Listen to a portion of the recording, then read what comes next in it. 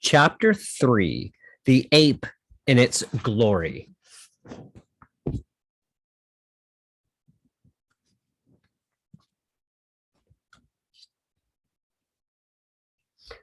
Master Horse, said Tyrion as he hastily cut its traces. How came these aliens to enslave you? Is Narnia conquered? Has there been a battle? No, sire, panted the horse. Aslan is here. It is all by his orders. He has commanded. Where danger, king, said Jewel. Tyrion looked up and saw that Calormenes, mixed with a few talking beasts, were beginning to run towards them from every direction. The two dead men had died without a cry, and so it had taken a moment before the rest of the crowd knew what had happened. But now they did. Most of them had naked scimitars in their hands. Quick, on my back, said Jewel. The king flung himself astride of his old friend, who turned and galloped away. He changed direction twice or thrice as soon as they were out of sight of their enemies, crossed a stream, and shouted without slackening his pace, Whither away, sire? To Cair Paravel? Hold hard, friend, said Tyrion. Let me off. He slid off the unicorn's back and faced him. Jewel, said the king, we have done a dreadful deed. We were sorely provoked, said Jewel, but to leap on them unawares, without defying them, while they were unarmed. Faugh! We are two murderers, Jewel. I am dishonored forever. Jewel drooped his head. He too was ashamed. And then, said the king, the horse said it was by Aslan's orders. The rat said the same. They all say Aslan is here. How if it were true? But, sire, how could Aslan be commanding such dreadful things? He is not a tame lion, said Tyrion. How should we know what he would do? We who are murderers. Jewel, I will go back. I will give up my sword and put myself in the hands of these Calormenes and ask that they bring me before Aslan. Let him do justice on me. You will go to your death then, said Jewel. Do you think I care if Aslan dooms me to death? Said the king. That would be nothing, nothing at all. Would it not be better to be dead than to have this horrible fear that Aslan has come and is not like the Aslan we have believed in and longed for? It is as if the sun rose one day and were a black sun. I know, said Jewel, or as if you drank water and it were dry water. You are in the right, sire. This is the end of all things. Let us go and give ourselves up. There is no need for both of us to go.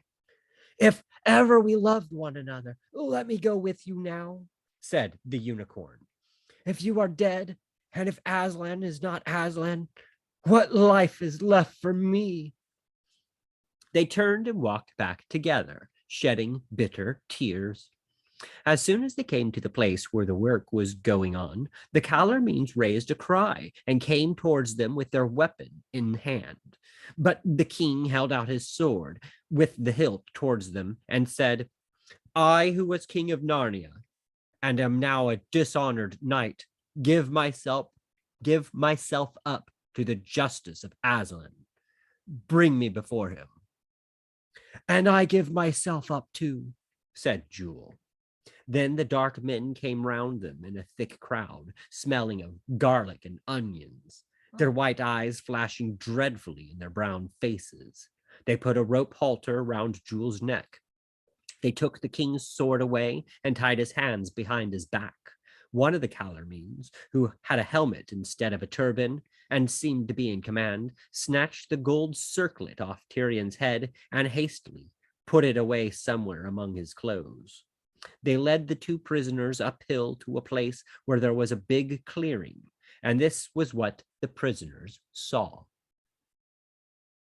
At the center of the clearing, which was also the highest point of the hill, there was a little hut like a stable with a thatched roof. Its door was shut. On the grass in front of the door, there sat an ape. Tyrion and Jewel, who had been expecting to see Aslan and had heard nothing about an ape yet, were very bewildered when they saw it. The ape, of course, was of course Shift himself, but he looked 10 times uglier than when he lived by Cauldron Pool, for he was now dressed up. He was wearing a scarlet jacket, which did not fit him very well, having been made for a dwarf. He had jeweled slippers on his hind paws, which would not stay on properly because, as you know, the hind paws of an ape are really like hands. He wore what seemed to be a paper crown on his head. There was a great pile of nuts beside him, and he kept cracking nuts with his jaws and spitting out the shells. And he also kept on pulling up the scarlet jacket to scratch himself. A great number of talking beasts stood facing him, and nearly every face in that crowd looked miserably worried and bewildered.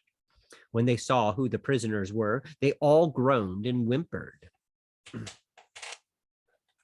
"O Lord Shift, mouthpiece of Aslan," said the chief Calormene, "we bring you prisoners. By your skill and courage, and by the permission of the great god Tash, we have taken alive these two desperate murderers." "Give me that man's sword," said the ape. So they took the king's sword and handed it, with the sword belt and all, to the monkey. And he hung it round his own neck, and it made him look sillier than ever. "We'll see about these two later," said the ape, spitting out a shell in the direction of the two prisoners. "I got some other business first. They can wait. Now listen to me, everyone. The first thing I want to say about nuts. Where's that head squirrel got to?" "Here, sir," said a red squirrel, coming forward and making a nervous little bow. "Oh, you are you?" said the ape with a nasty look. "Now attend to me. I mean, Aslan wants some more nuts. These you've brought aren't anything like enough. You must bring some more, do you hear?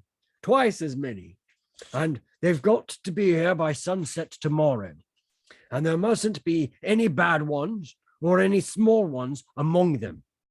A murmur of dismay ran through the other squirrels, and the head squirrel plucked up courage to say, "Please, would Aslan himself speak to us about it, if we might be allowed to see him?" "Well, you won't," said the ape. "He may be very kind, though it's a lot more than most of you deserve, and come out for a few minutes tonight. Then you can all have a look at him. But he will not have you all crowding round him and pestering him with questions. Anything you want to say to him will be passed on through me,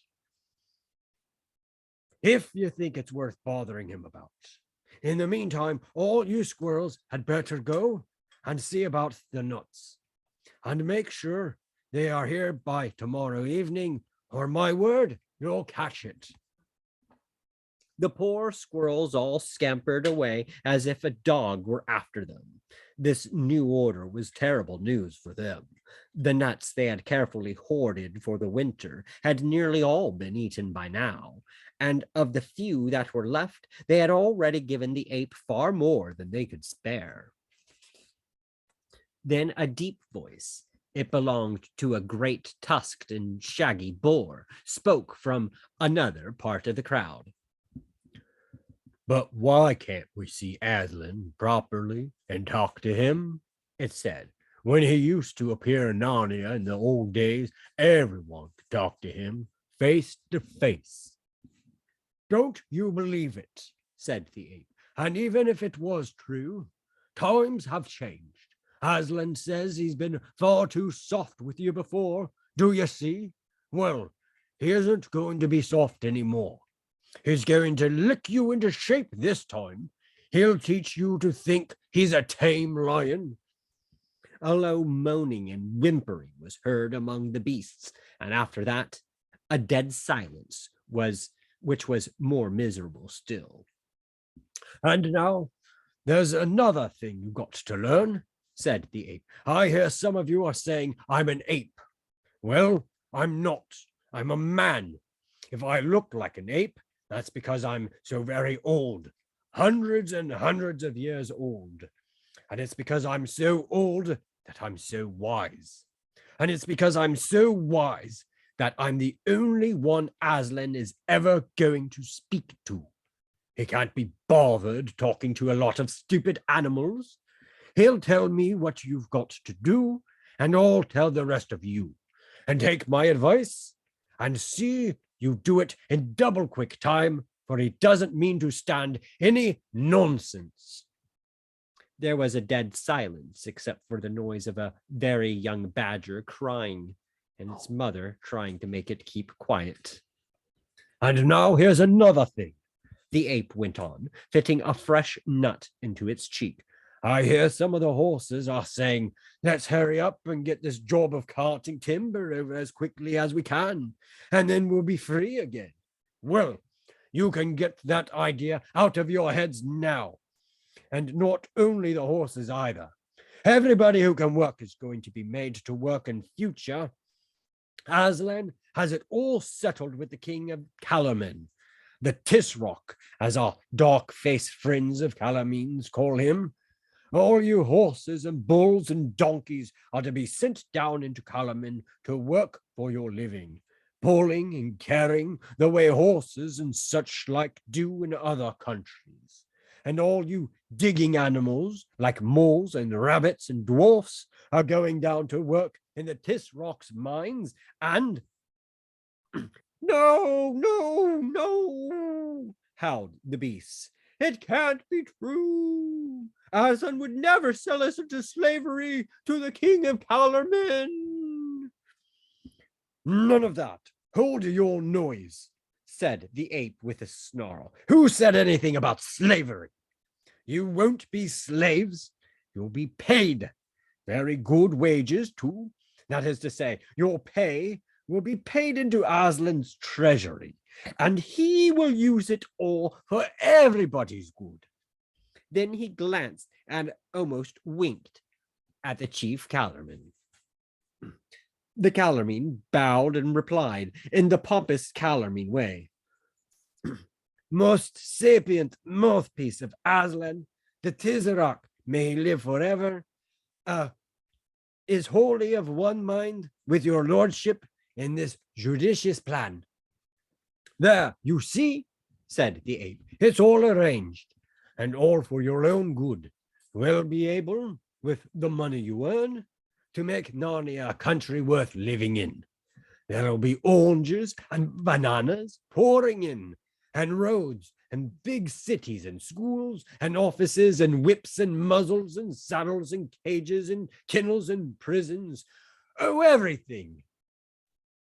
But we don't want all those things, said an old bear. We want to be free, and we want to hear Aslan speak himself.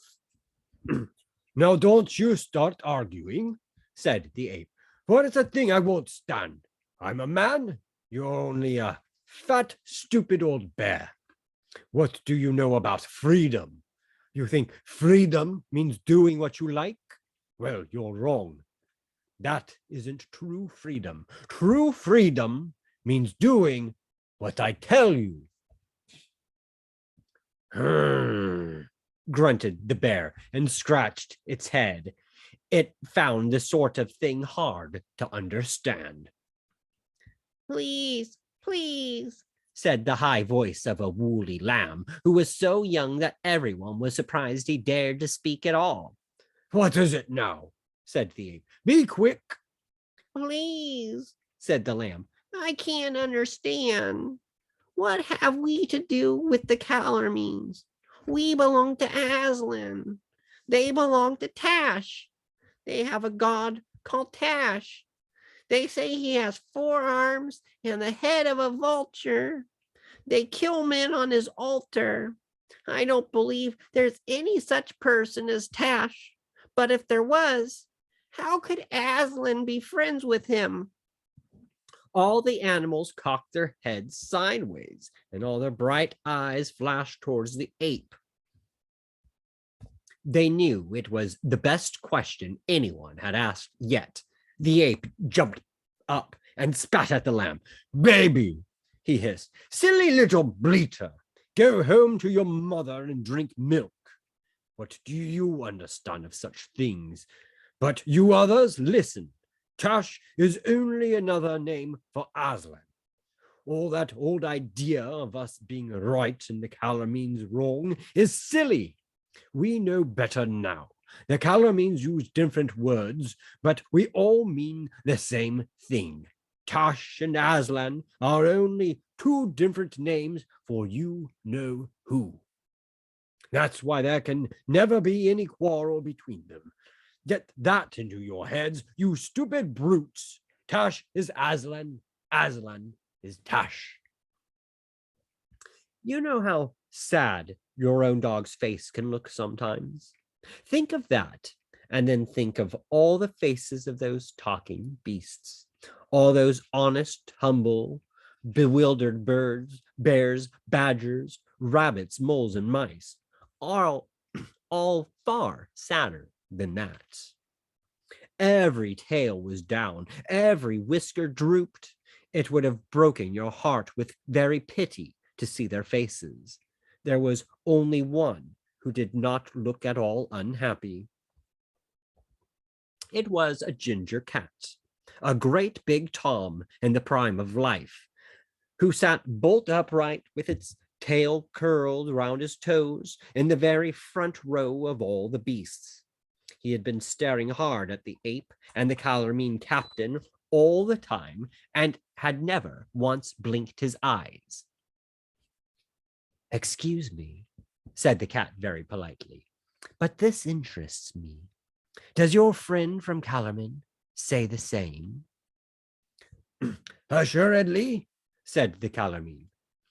"The enlightened ape man, is in the right. Aslan means neither less nor more than Tash." "Especially Aslan means no more than Tash," suggested the cat. "No more at all," said the Calormene, looking the cat straight in the face. "Is that good enough for you, Ginger?" said the ape. "Oh, certainly," said Ginger coolly. "Thank you very much. I only wanted to be quite clear. I think I am beginning to understand." Up till now, the king and Jewel had said nothing. They were waiting until the ape should bid them speak, for they thought it was no use interrupting. But now, as Tyrion looked round on the miserable faces of the Narnians and saw how they would all believe that Aslan and Tash were one and the same, he could no longer bear it. "Ape," he cried with a great voice, "you lie. You lie damnably. You lie like a Calormene. You lie like an ape." He meant to go on and ask how the terrible god Tash, who fed on the blood of his people, could possibly be the same as the good lion by whose blood all Narnia was saved. If he had been allowed to speak, the rule of the ape might have ended that day. The beasts might have seen the truth and thrown the ape down.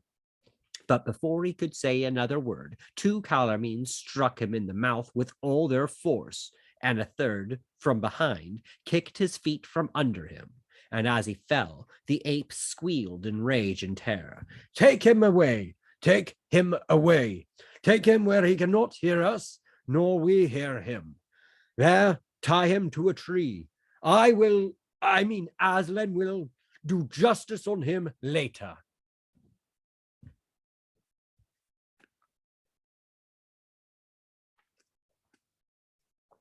Chapter 4. What happened that night.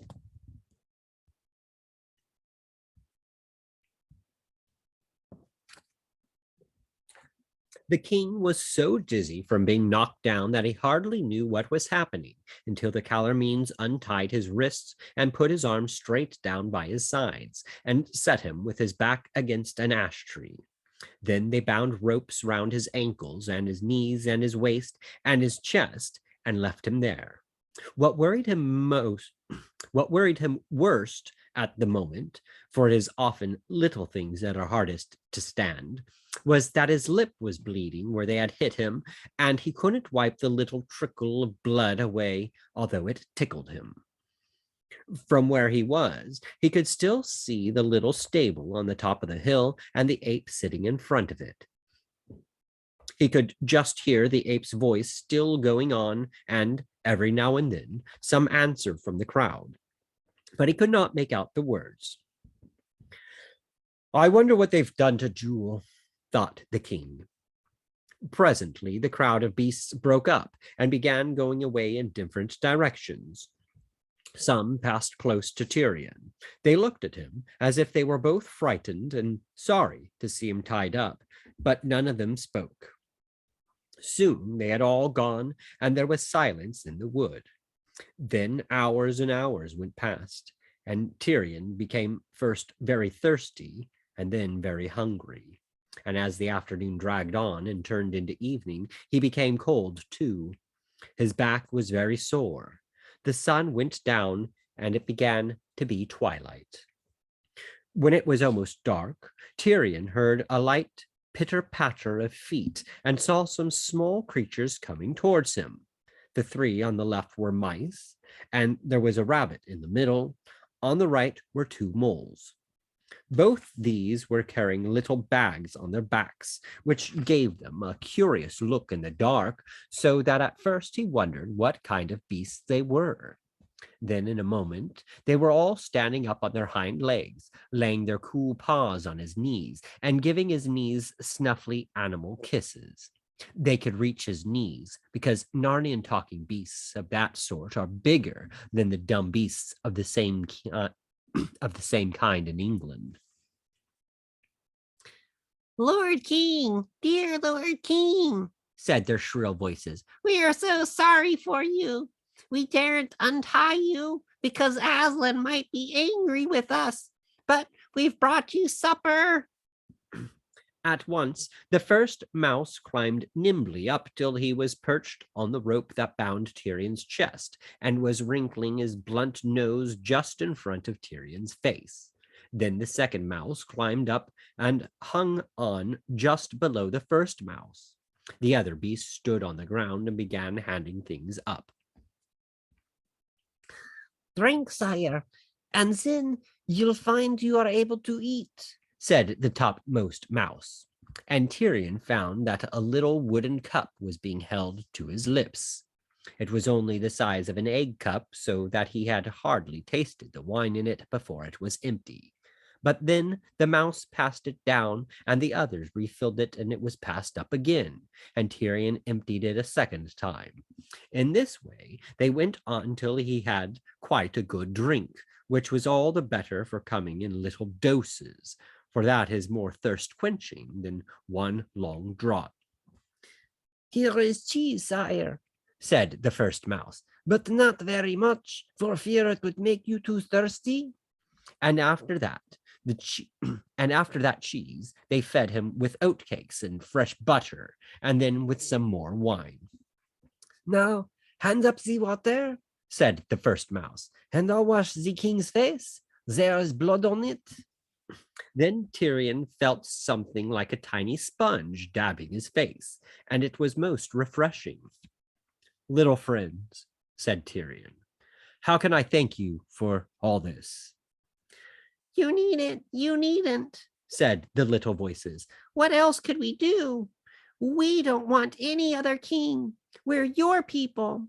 If it was only the ape and the Calormenes who were against you, we would have fought till we were cut into pieces before we'd have let them tie you up.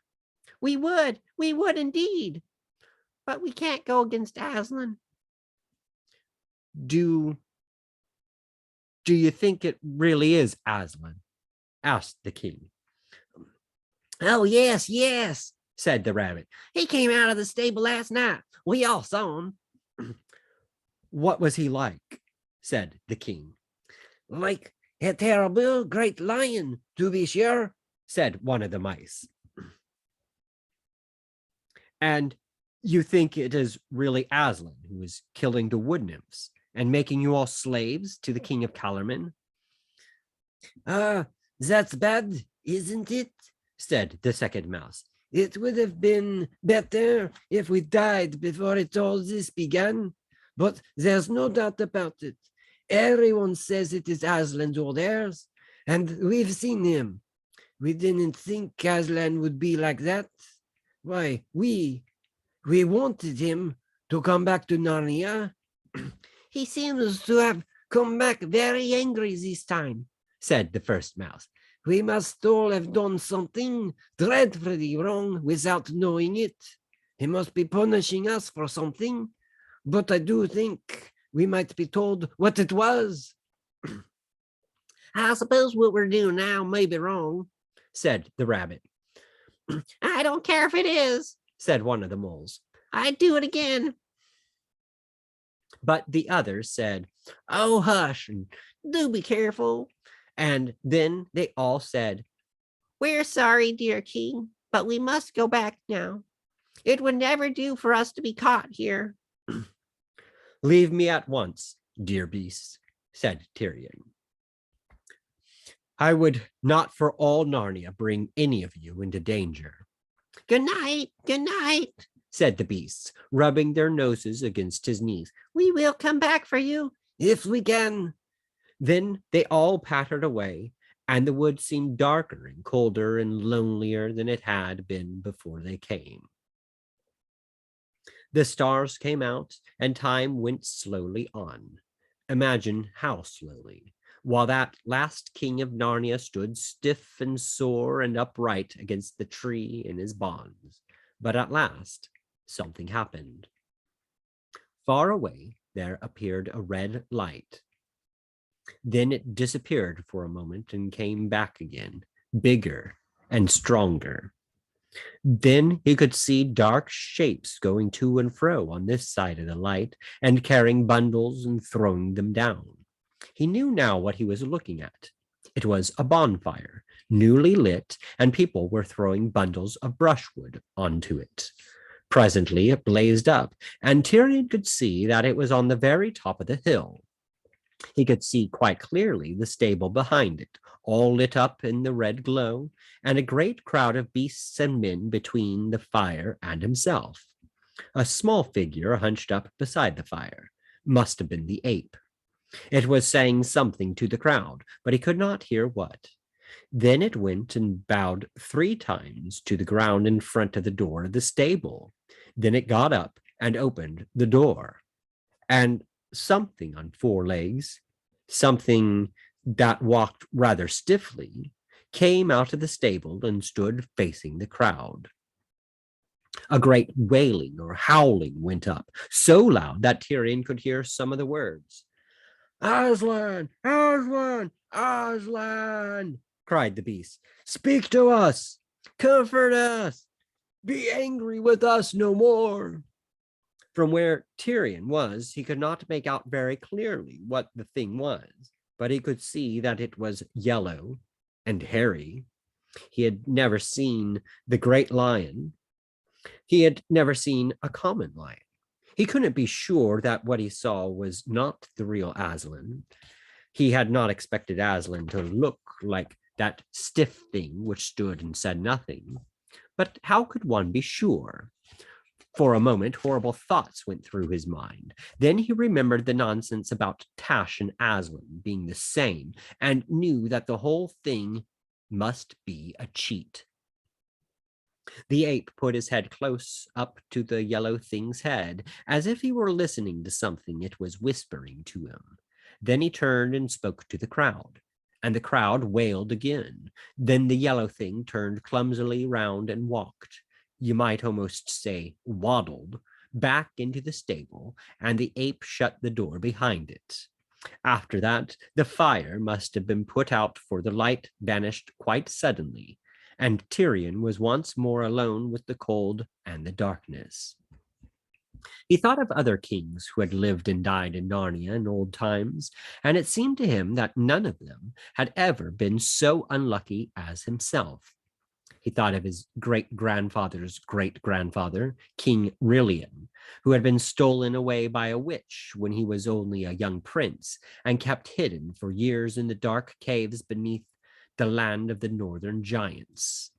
But then it had all come right in the end, for two mysterious children had suddenly appeared from the land beyond the world's end and had rescued him so that he came home to Narnia and had a long and prosperous reign. "It's not like that with me," said Tyrion to himself. Then he went further back and thought about Rilian's grandfather, about Rilian's father, Caspian the Seafarer, whose wicked uncle, King Miraz, had tried to murder him, and how Caspian had fled away into the woods and lived among the dwarfs. But that story, too, had all come right in the end, for Caspian also had been helped by children. Only there were 4 of them that time, who came from somewhere beyond the world and fought a great battle and set him on his father's throne. But it was all long ago, said Tyrion to himself. That sort of thing doesn't happen now. And then he remembered, for he had always been good at history when he was a boy, how those same 4 children who had helped Caspian had been in Narnia over 1,000 years before, and it was then that they had done the most remarkable things of all. For then they had defeated the terrible White Witch and ended the 100 years of winter, and after that they had reigned, all 4 of them together, at Cair Paravel, till they were no longer children, but great kings and lovely queens, and their reign had been the golden age of Narnia. And Aslan had come into that story a lot.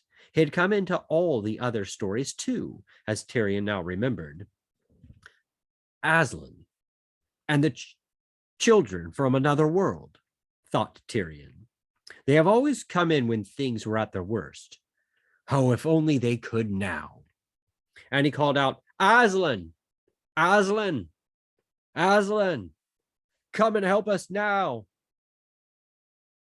But the darkness and the cold and the quietness went on just the same. Let me be killed, cried the king. I ask nothing for myself, but come and save all Narnia. And still, there was no change in the night or the wood, but there began to be a kind of change inside Tyrion. Without knowing why, he began to feel a faint hope, and he felt somehow stronger.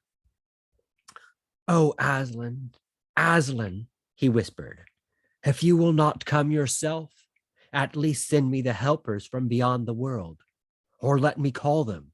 Let my voice carry beyond the world.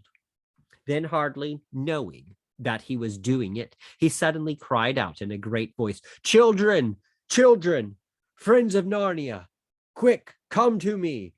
Across the worlds I call you, I, Tyrion, King of Narnia, Lord of Cair Paravel, and Emperor of the Lone Islands. And immediately he was plunged into a dream, if it was a dream, more vivid than any he had had in his life. He seemed to be standing in a lighted room where 7 people sat round a table. It looked as if they had just finished their meal. 2 of those people were very old, an old man with a white beard and an old woman with wise, merry, twinkling eyes.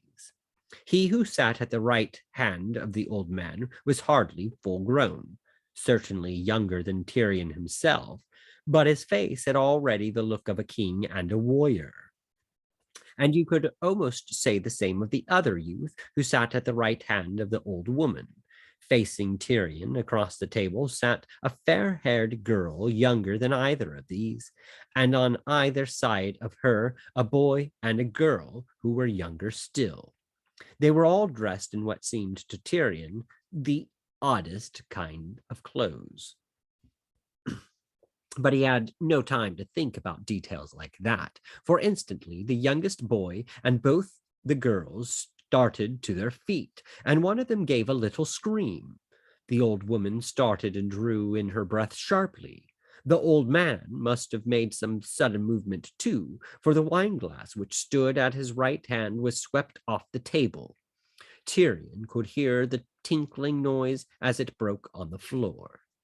Then Tyrion realized that these people could see him. They were staring at him as if they saw a ghost. But he noticed that the king-like one who sat at the old man's right never moved, though he turned pale, except that he clenched his hand very tight. Then he said, "Speak, if you're not a phantom or a dream. You have a Narnian look about you, and we are the 7 friends of Narnia." Tyrion was longing to speak, and he tried to cry out aloud that he was Tyrion of Narnia, in great need of help. But he found, as I have sometimes found in dreams too, that his voice made no noise at all. The one who had already spoken to him rose to his feet. "Shadow or spirit, or whatever you are," he said, fixing his eyes full upon Tyrion. "If you are from Narnia, I charge you in the name of Aslan, speak to me. I am Peter the High King." The room began to swim before Tyrion's eyes. He heard the voices of those 7 people all speaking at once, and all getting fainter every second. And they were saying things like, "Look, it's fading. It's melting away. It's vanishing." Next moment he was wide awake, still tied to the tree, colder and stiffer than ever. The wood was full of the pale, dreary light that comes before sunrise, and he was soaking wet with dew. It was nearly morning. That waking was about the worst moment he had ever had in his life.